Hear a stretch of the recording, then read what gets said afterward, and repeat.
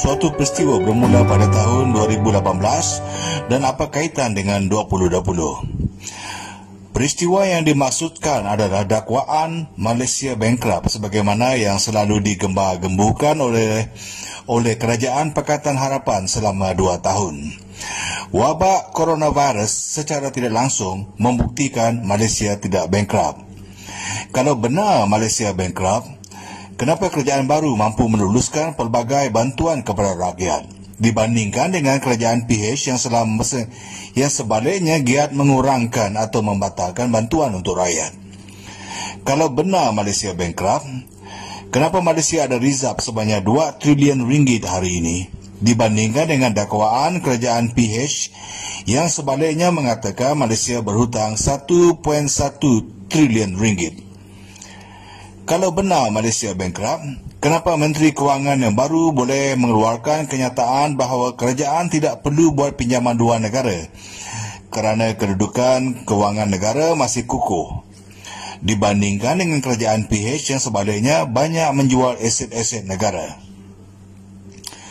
Kalau benar Malaysia bankrupt, 2 minggu selepas PKP, Malaysia sudah menjadi negara ketiga.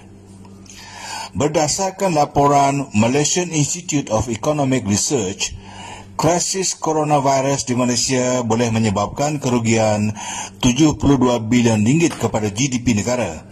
Dalam senario paling buruk, pertumbuhan ekonomi Malaysia akan jatuh ke angka negatif 1%. Malaysia sepatutnya sudah kerugian 128 bilion ringgit kalau bukan diselamatkan oleh bantuan pakej stimulus prihatin. Bantuan prihatin adalah bukti Malaysia ada duit. Malaysia tidak bankrupt. Penipuan PH sudah terbongkar. Tanpa perlu kerajaan baru atau mana-mana pihak untuk mengadakan tunjuk perasaan atau roadshow ke serata negara. Mari kita kenang balik sejauh mana rakyat Malaysia sudah tertipu oleh muslihat kerajaan PH. Atas alasan Malaysia bankrupt, PH potong bantuan rakyat BRIM, potong allowance kritikal untuk petugas kesihatan, potong subsidi elektrik untuk rakyat, paksa ramai pekerja berhenti kerja, desak nelayan untuk berkebun. Dia kata askar hanya makan dan tidur, digesa rakyat untuk menukar gaya hidup, disuruh pula untuk minum minyak sawit sesudu sehari. Atas alasan Malaysia bankrupt, PH bercadang untuk naikkan harga minyak seminggu sekali ketika harga minyak dunia turun. PH juga kata rakyat tidak boleh dimanjakan dengan bantuan kerajaan. Seharusnya rakyat yang bantu kerajaan. Atas alasan Malaysia bankrupt, PH jual aset-aset negara termasuk melelong lokasi strategik kepada pelabur-pelabur dari China. Atas alasan Malaysia bankrupt, royalti minyak yang dijanjikan kepada Sarawak dan negeri-negeri pengeluar minyak tidak dapat ditunaikan. Atas alasan Malaysia bankrupt, tabung harapan Malaysia dilancarkan. Rakyat berpusu-pusu menderma. Setakat Januari 2019, jumlah kutipan derma rakyat adalah 200 juta ringgit.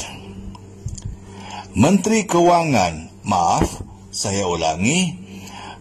Kewangan berkata tabung harapan akan kekal menjadi simbol semangat rakyat Malaysia untuk melangsaikan hutang negara.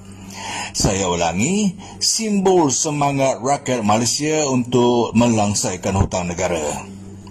Semua ini dibolehkan atas alasan Malaysia bankrupt. Lim Guan Eng juga berkata Sarawak akan bankrupt.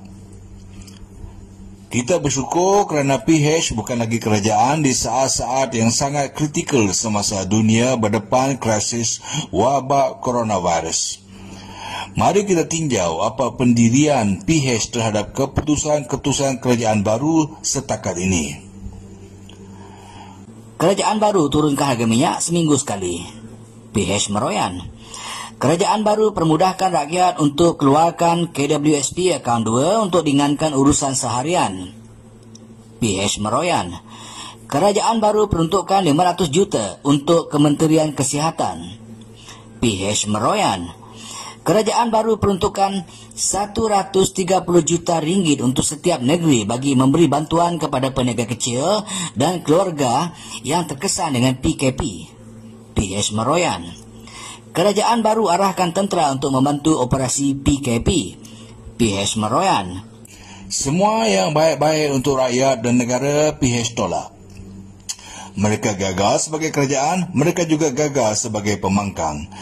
Kali ini tidak ada lagi alasan Malaysia bankrupt. Rakyat boleh ditipu sekali.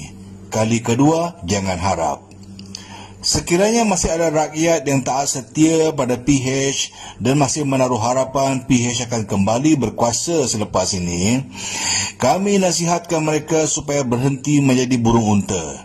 Jangan terbawa-bawa dengan sentimen atau mainan perasaan sehingga realiti di persekitaran sehingga realiti di persekitaran diabaikan.